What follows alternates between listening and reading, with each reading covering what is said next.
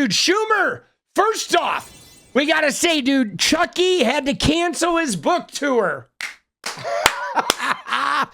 Nuts! Dude, homie had to cancel his book tour. Mr. fucking piss poor decisions, dude. Now, he knows he's not popular, but let's see what he says here. On the day of the shutdown being averted. And you came on the program, you said why you thought it was important. And since then, we've had this enormous backlash. And obviously, you're in politics a long time. You understand this comes to the territory. Has it made you rethink anything? No, look, I knew when I made this decision I'd get a lot of flack. I'm a smart politician. I can read what people want. But I thought even though the CR was a terrible, terrible bill and would allow within the CR the administration to move things around, I thought a shutdown was so much worse, 20 times worse. And let me explain why so people understand it. Under a shutdown, the executive branch has absolute power to determine what is, quote, essential. Right. They have the sole power. Court rulings have said the courts have no say. Right. Now, under normal time, if it was a shutdown, okay, it'd be a Republican government. They do that.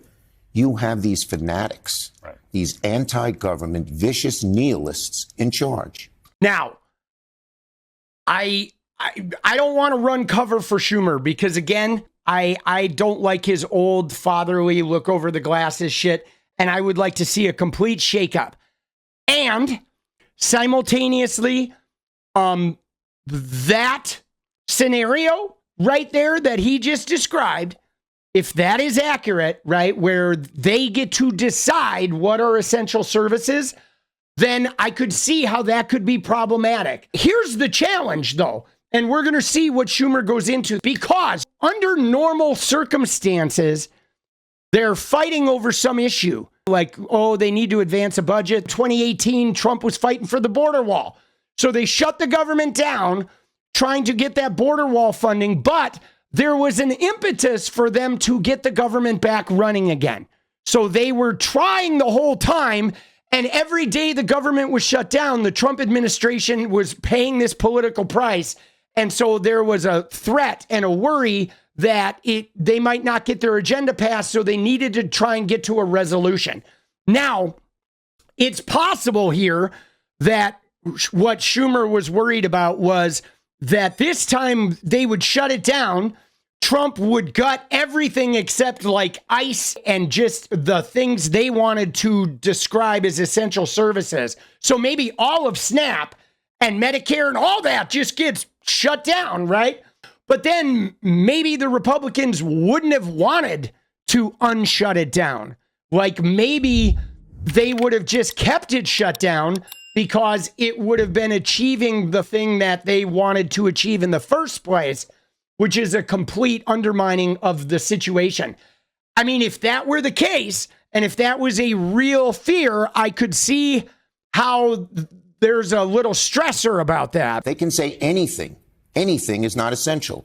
So it could have been today if we were in the shutdown, they said, feeding hungry children, not essential, eliminate SNAP. 2 days from now, the only thing we need in transportation are air traffic controllers, cut off all mass transit funding to New York and the other cities of the country, all transit funding. Day 6, Medicaid. They could cut off Medicaid almost totally. So within 2 weeks, they could just so decimate the federal government, almost throwing a bomb at it, that we could never recover. And wait, one more thing that's worse. There's no exit ramp.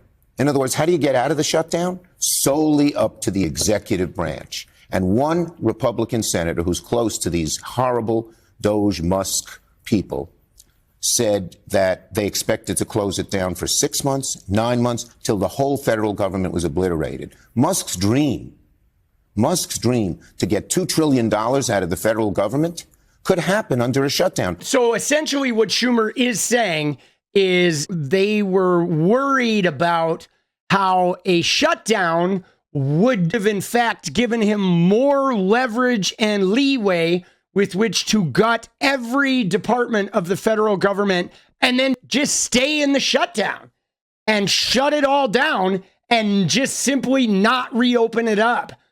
And so, I mean, obviously that would have been very bad. if that situation were to take place. Here's the thing, though, that I don't like, and this is one of the things that I want to call him out on. To me, it was the subterfuge of the whole event. For example, the House narrowly passed this thing, and there was this big day where it's like going over to the Senate, and Chucky here didn't come out and say, well, we have to consider this because this shutdown could actually play into Trump's hand. No, he was like, we're not passing this thing. This thing is like dead on arrival. And then a day later, he like comes up with this fucking, oh, this could be really dangerous. To me, that's kind of the problem. Like, if this is the real danger, which makes a lot of sense, why didn't he come forward and say that in the very beginning? Why wasn't that discussed with the reps in the House before they took a stand against this thing? There's a lot of reps who are in Trump-won districts who voted against this thing, and then Schumer comes in and we're not going to pass this, and then he flips them, and then that's kind of like sticking the knife in the back of those reps that are going to have an election 2 fucking years from now. You know, these guys are all safe until, 2028, 2030. I want to sort of pivot it a little to more of a tactical decision, because there was something that happened here that doesn't normally happen, which is they knew they needed Democratic votes and they cut you out entirely. Entirely. Now, when that has happened before, Republicans have filibustered successfully and forced Democrats to the table. And so just purely at the level of how the tactics brought us to this point, I want to play some of the criticism, again, not from like backseat drivers or not from me on cable news, but people like Hakeem Jeffries or Nancy Pelosi. Take a listen. Look, Chuck and I disagreed as it relates to the approach and outcome. I think there is a deep sense of outrage and betrayal. And this is not just about progressive Democrats. This is across the board, the entire party. I still support Senator Schumer as leader, but I think the only way that we are going to be effective as a caucus is if we change our tactics. I would have liked to see, when Chuck Schumer had leverage here, to say we need A, B, C, and D for the Democratic Party and force the Republicans to meet him halfway on those issues. See, dude, even Josh Shapiro is fucking... Dude, even Josh Shapiro was on his ass, bro. Don't give away anything for nothing.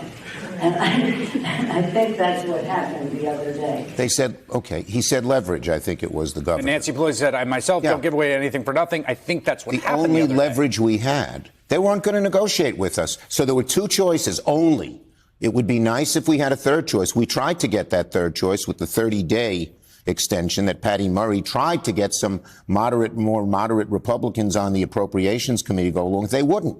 So we were faced only the Senate, not the House. They had a little easier because they could vote no against the CR and not cause a shutdown. Right. But in the Senate, the only two choices were these choices. See, I guess the problem with the leverage thing that Josh Shapiro was talking about, you had the leverage, which normally you do. Like, the party doesn't want to shut it down.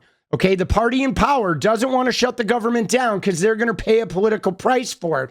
But Schumer is painting it as though the Republicans actually wanted to shut it down because then they were just going to be able to gut all the agencies and leave it shut down while they dismantled everything and just unplug all the agencies they don't want. And then eventually they bring it back online and a whole bunch of shit is gone. Which, if that is the case, if the Republicans wanted a shutdown, then they absolutely weren't going to negotiate. But again, though, I didn't like how he made it seem like he was going to fight it, and then he didn't fight it. And the choice of the shutdown was so severe. You're giving them the keys to the city. Why would we? Look, this guy, the worst of them all, is this guy who's head of OMB named Vote, V-O-U-G-H-T. Dude, Vote is fucking... But people hear the word vote. Fucking he already degenerate. has a plan to shut down a large chunk of the... He's doing it right now. No, he cannot. Now, if you don't have a shutdown, you can go to court. Right. And we've had some successful results in the courts. A lot of the judges we put in, Chris, you know, the 235, we've won about 85% of the cases. Shutdown, no court. They make the decision, and they can make it quickly, easily, and across the whole federal government, not just the things that were in the CR. Well, I mean, there is a way to verify what happens in a government shutdown. Let's do a little investigation. So each federal agency develops its own shutdown plan following guidance released and coordinated by the OMB. So this plan identifies which government activities may not continue until appropriations are restored, requiring furloughs and halting of many agency activities. So OMB is the Project 2025 guy. So what Schumer is saying is accurate, that if they had shut it down, it would have allowed Russell Vought to have complete control over every government agency that would stay as an essential service and everyone that would close. So, I mean, that's a problem. That's a problem. It would be like basically handing over the entire federal government to Trump's right-hand man / Project 2025 guy. So obviously, the idea that Russell Vought would have had control over the whole government, I mean, I can see why that's a problem. That's a significant issue because I think this guy, it would be his dream to be able to shut down everything. Yeah, I mean, dude, when I actually hear the backing of it, it makes a lot of sense. I think, though, to kind of agree with Chris Hayes here, the problem is if that's the case, and if, you know, Russell Vought and the OMB, which we know, okay, we can't allow this guy to just have the whole government. It was not communicated well. It was not communicated by Chuck Schumer to the party. That should have been communicated before the vote went through the House. That should have been something that Schumer saw coming. They should have had some kind of discussions with party leadership because they could have used this as a moment to say, well, guess what, America? If we don't pass this CR right now, they're going to take away all your shit. So what do you American people want to do? They could have had town halls and gone on the record with people saying, look, Russell Vought of the OMB is going to shut all this shit down. They're probably going to end SNAP. They're probably going to end Social Security. Chuck Schumer, will shut the government down. But I need you to tell me that that's okay with you. You want me to shut it down? Are we all in? Like, there could have been a way to have it not just be his decision, but to pull the population into the thing. I am totally on board with acknowledging Schumer's fear of not wanting to hand over all the essential services and the entire management of the government to Russell Vought. So hold on, let's look at something else though. Look at this though, dude. That is a problem. Unlike executive branch agencies, the courts can continue operations for 2 weeks following a government shutdown. So then if they kept the government shutdown, all those federal court cases would grind to a halt too. That could be really fucking problematic because right now, look at all these decisions that are coming down about the airplanes, about the transgender military ban. Well, Trump has a whole bunch of executive orders. So now the government shuts down. 2 weeks go by. All the courts are shut down.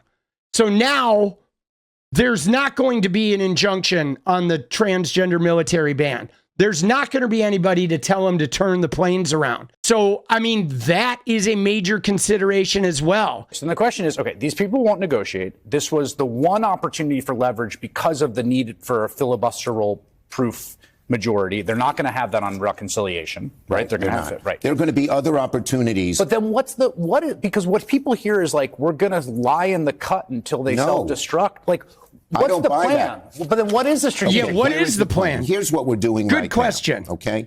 There are two things I want to say. One, every day we are hammering away at Trump. And we have a simple thought that unites the Democratic Party from one end to the other.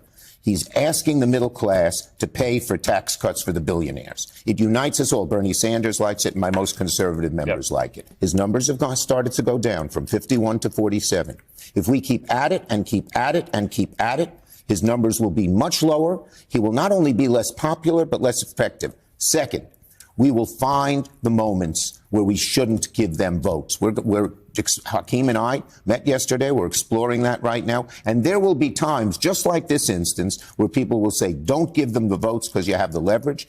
There will be instances, not like this, where a shutdown would ensue, but where we will have the higher ground. And we're going to do it. Watch us. All of those things you enumerated, which all sound like good politics to me. Yeah. Are the kinds of things that you'd be doing if Mitt Romney were president. That, like, there's this weird asymmetry right now, which is that they are acting in this totally new way. Yes. In which they are ambitiously trying to seize all power and create a presidential dictatorship in the United States of America. And the Democratic opposition is acting like, well, if we can get their approval rate down a few points, then what? What happens? Well, what happens is, look, first, we get it way down. He's going to have much less. This worked in 2017. You say it didn't. Now it's a different government. It's different, though. It is different. My God. But healthcare, we beat him. Taxes, we beat him. And guess what we did? Guess what we did, Chris? We took back the House and won in the Senate, and then we were allowed to do all those good things. This is not the only tactic. We have to stand strong in certain instances and not give them the votes at all. But there are instances with this. The two work together. Okay. Again, I don't disagree with any of that. But the difference to me between 2017 and now, and I've been at this desk for both of them. It's different. It is a full-fledged assault on the constitutional order that has not been seen again. Well, that's certainly in my life. That's a problem. That's true. But the question then becomes... But that's not the spending part. That isn't. But then the question becomes, what is the role of the minority in resisting that? That's distinct from, we're going to beat them on health care, we're going to beat them on spending Medicaid. Look, if our democracy is at risk... It is at risk, it is certainly at risk. Well, do you believe it is? But if... I don't want to put words in your mouth. Do you believe it's at risk? Trump doesn't obey the Supreme Court, which may happen, you led up to it here, then we will have two courts. We will have the federal courts, which hopefully John Roberts will stand up and make it happen. But we'll have the court of public opinion. And if that happens, as you pointed out, we have had rule of law since the Magna Carta. Okay? And if that happens and the rule of law goes by the wayside, I believe that there will be very, very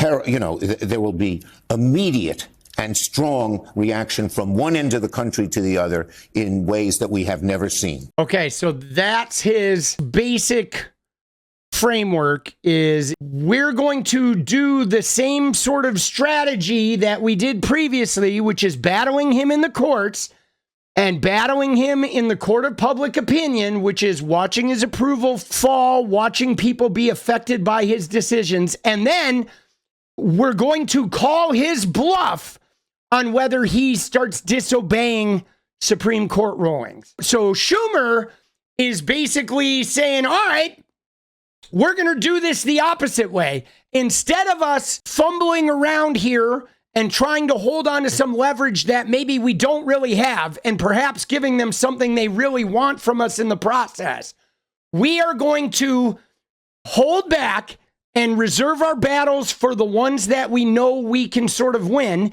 And we're going to give him enough rope to hang himself. And we're going to keep winning in the courts. And we're going to wait and see if he decides to complete the lawlessness and just say, you know what? All right, Supreme Court has ruled. Well, fuck you, Supreme Court. I am stepping over this line. And I am now in full disobey, like stepped over the line that nobody previously has ever stepped over. And then he's going to count on the population revolting. It's hard. This is hard. It's hard because I don't feel like I can look at this and respond objectively. Because for me, I wanted him to just shut the government down to make the whole country pay the price of the Trump decisions, to expedite it. I wanted that. I wanted people to feel the pain. But in our media climate, with all this, like people hating on the Democrats right now, and the right-wing media network that they have, maybe they just can say, well, the Democrats have taken away your Medicaid. The Democrats have taken away SNAP. The Democrats ended all this shit, and blah, blah, blah. And then the mainstream media being like, oh, the Democrats are refusing to play ball. I mean, I could see it play out like that. So I don't know if there's a win in there. But I guess part of me, though, part of me, I hate to say this, part of me actually kind of agrees a little bit with Schumer's fucking thing. And I'll tell you why, guys. Because we've been hearing from people. Remember when Doge locked Maxwell Frost and those reps outside of like the USAID office, outside the Department of Education? Remember when Doge did that? They had the security guard and the guy standing in front of the locked doors. And everybody was like, why don't you force your way in there? What's up with you reps? You're being pussies. But if those reps had broken into those doors and tried to run past those security guards, it would have given Trump the reason to say the Democrats are being lawless. We're going to arrest them. We're going to call out martial law or whatever. We're cracking down because now they're breaking into buildings. So Schumer's tack is we're going to make the Republicans be lawless. We are not going to be lawless. We will pick whatever battle we can to get in the way that's not going to harm the American people. And other than that, we are going to call his bluff because he's threatening, like he's the dictator. He's threatening Canada and Panama. He's threatening everybody and everybody's folding. But Schumer's saying, no, we're going to win in the courts. And we know we're going to win in the courts because all his executive orders are bullshit. So we're going to wait until he decides to just completely go off the rails and be like, I am now a lawless dictator who is disobeying the Supreme Court, breaking all the checks and balances, unprecedented, outrageous behavior. And then we can all band together, light up some Molotov cocktails, and just fucking go to town. So I guess Schumer is saying he is going to force Trump to either back down and agree to the court decisions, acquiesce, and tone his shit down, or Trump's going to have to cross that line. Because when you think about it, even the shit with the airplane, okay, their airplane in the air that they went to El Salvador, the Trump administration said it was already over international waters, right? But the judge called the Trump admin. Now they have to go to court and they have to face the judge. And there's going to be more litigation around those planes. There's going to be more negative press. There's going to be maybe more information we find out that makes Trump and those guys look bad. So there is always like court recompense. But eventually something's going to go to the Supreme Court. The Supreme Court's going to say, Trump, you cannot do this. And then Trump will decide, do I obey the Supreme Court like every president has since we had this motherfucker? Or do I just go completely lawless? But then once he goes completely lawless, then it is now like concrete. It's no more of like maybe he's being fascist. Once he is lawless and steps over that Supreme Court line, we now all have verified that he is no longer obeying the Supreme Court. So I guess I can see Schumer's point here. Like he is sort of playing Trump's game with Trump of like, okay, you're acting like a dictator. You're threatening like a dictator. But I believe personally, that if the president does step over the line of completely disobeying a Supreme Court decision, if the president fucking steps over that line, I believe that there's really no turning back at that point. I don't know if you saw this, but they asked Trump about obeying the courts. If a judge does block one of your policies, part of your agenda, will you abide by that ruling? Will you comply? Well, I always abide by the courts, and then I'll have to appeal it. This is what Schumer is talking about. So Schumer is saying, okay, we won't be in full, like, democracy is out the window until the day Trump decides I'm no longer obeying the courts in an open and clear way. Not a sneaky way with the judge. Oh, the plane was over international waters. Now he has to go in, and he's got called before that judge. They have to go in and answer to that plane not turning around. Well, these cases over the next year are going to run up, and eventually they're going to end up in the Supreme Court, like the one that Amy Coney Barrett just ruled on the USAID funding. And so Schumer is saying, we're not going to f over the people. We're going to give Trump enough rope to hang himself, knowing that people are going to feel it. We're going to keep the ship together, and we're going to beat him in court, and he's forced to be the lawless one. And I guess to a degree, I understand that, because if we look back, guys, it's something like the civil rights movement, segregation, and even things like the Vietnam War. Those battles were won because the people trying to stop desegregation were the lawless ones.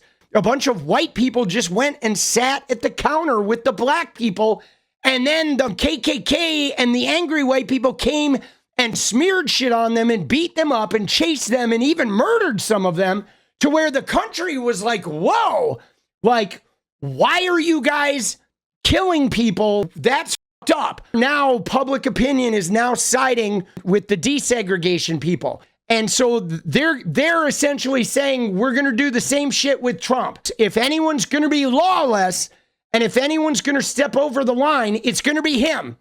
And they believe that him doing that would be the impetus for a large-scale revolt, which I would like to believe that too. But it's hard. It's hard to know, man. It's hard to know, because the right-wing media has polluted things to the point of where they put a spin on it, right? They've built up a narrative to a degree as though, like, Trump deserves to break the law. That's been a huge part of their narrative, is like Trump and MAGA have been so oppressed that they actually are entitled to sort of break the law now. And you know what's interesting about this, guys? And again, it doesn't make me hate Schumer any less, because I feel like he didn't communicate well with the rest of the party while this was playing out. But follow my train of thought. Going into this, Trump thought the Supreme Court was in the bag. And part of his overreach and all these EOs is he thought the Supreme Court was just 100% in the bag. And then Amy Coney Barrett flipped on USAID, which was a devastating blow to Trump, because he realized, holy shit, the Supreme Court is not in the bag. Amy Coney Barrett sent him a wake-up call. Now, what's interesting is I wonder if Schumer's methodology would have been different if Amy Coney Barrett had not made that decision. If Trump had won that first Supreme Court battle, they may have been thinking differently, but they may believe that, oh shit, the Supreme Court is not actually rubber stamping Trump shit, so let's go to the court. I mean, he's been taking a beating in court, Trump has. So it's just not guaranteed, but we're not actually at Defcon 1 until a Supreme Court decision comes down and Trump says, F the Supreme Court, I'm doing it my way. And then at that moment, we will be South Korea. That will be the South Korea moment. That will be the like kids getting shot at Kent State. It's going to be that moment. And so I mean, yeah, don't panic yet, but stay vigilant. Dude, for me, the big thing, I'll tell you right now, guys, there's one thing that could have happened that could have changed the tenor of the last 9 years, guys. One fucking thing could have just completely flipped the script on all of this. One decision, bro. You know what it is? You know how we could have avoided all of this Donald Trump bullshit? All of this fucking MAGA bullshit? The one thing that would have 100% ended Donald Trump, I'm talking 2016. One fucking thing. If Hillary Clinton had asked Bernie Sanders to be her VP, boom, this shit never happens.